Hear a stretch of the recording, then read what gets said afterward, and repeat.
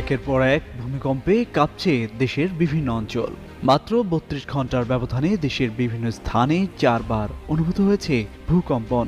সবশেষ শুধু শনিবারের ৩টি ভূমিকম্পের মধ্যে একটির উৎপত্তিস্থল নরসিংদীতে ও বাকি দুটির রাজধানীর বাড্ডায়। এসব আফটারশক বড় ভূমিকম্পের লক্ষণ হতে পারে। এমনকি ঢাকায় বড় ধরনের ভূমিকম্প হওয়ার মতো অবস্থা এখন ভূগর্ভে বিরাজমান বলছেন বিশেষজ্ঞরা। তারা বলেন, বড় ধরনের ভূমিকম্পের শক্তি যেখানে ঘনীভূত হয় তাকে ভূতাত্ত্বিক ভাষায় সাবডাকশন জোন বলা হয়। বাস্তবতা বলে দিচ্ছে ঢাকার অবস্থান এই জোনের কাছাকাছি, আর পৃথিবীর সবচেয়ে বড় ও ভয়ঙ্কর ভূমিকম্পগুলো সাবডাকশন জোন ও এর আশেপাশেই হয়ে থাকে। তবে এ নিয়ে আতঙ্কিত না হয়ে সবাইকে প্রস্তুতি নিতে হবে। একই সঙ্গে ৭ থেকে ৮ মাত্রার ভূকম্পন সহনশীল করে ভবন নির্মাণে সবাইকে দৃঢ়ভাবে সিদ্ধান্ত নিতে হবে। ইতিমধ্যে নিয়ম বহির্ভূতভাবে যেসব ভবন নির্মাণ করা হয়েছে সেগুলো দ্রুত চিহ্নিত করে প্রয়োজনীয় ব্যবস্থা নিতে হবে। স্কিন শুষ্ক রুক্ষ হয়ে যাবে বলে কি বাইরে যাবে না? জাস্ট 1 2 3 4 করো, স্কিনটাকে রিভাইভ করো।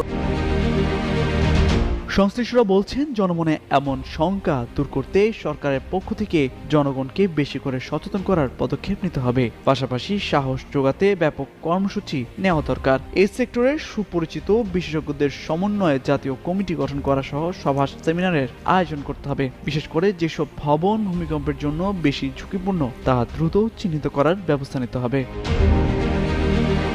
বাংলাদেশ প্রকৌশল বিশ্ববিদ্যালয়ের পুরকৌশল বিভাগের অধ্যাপক ও বাংলাদেশ আর্থকোয়াক সোসাইটির প্রতিষ্ঠাতা সেক্রেটারি ডক্টর মেহেদী আহমেদ আনসারী যুগান্তরকে বলেন, এভাবে ছোট ছোট ভূমিকম্প হওয়া খারাপ লক্ষণ। বড় ভূমিকম্প হওয়ার আগে এগুলো ফোরশক হতে পারে। তবে বড় ভূমিকম্প হবে কিনা তার জন্য আরো ২ থেকে ৩ দিন অপেক্ষা করতে হবে। এরকম আরো কয়েকটি ফোরশক হলে তখন বুঝে নিতে হবে সামনে বড় একটি ভূমিকম্প হতে পারে। আর সেরকম অবস্থা সৃষ্টি হলে ঢাকা ও তার আশেপাশে ৭ মাত্রার ভূমিকম্প হওয়ার আশঙ্কা আছে বলে জানান তিনি। ভূমিকম্প বিশেষজ্ঞ এবং ঢাকা বিশ্ববিদ্যালয়ের ভূতত্ত্ব বিভাগের সাবেক অধ্যাপক ডক্টর সৈয়দ হুমায়ুন আখতার যুগান্তরকে বলেন, ঢাকার পূর্ব এবং উত্তর দিকের ভূমিকম্পের প্রধান দুটো উৎস সাবডাকশন জোন, যেটি আসলে ডাউকি ফল্ট। সেখানে যদি ভূমিকম্প হয় তাহলে সবচেয়ে ক্ষতি হবে ঢাকায়। তবে বড় ভূমিকম্প মূল ঢাকায় নাও হতে পারে, কিন্তু একই জোনে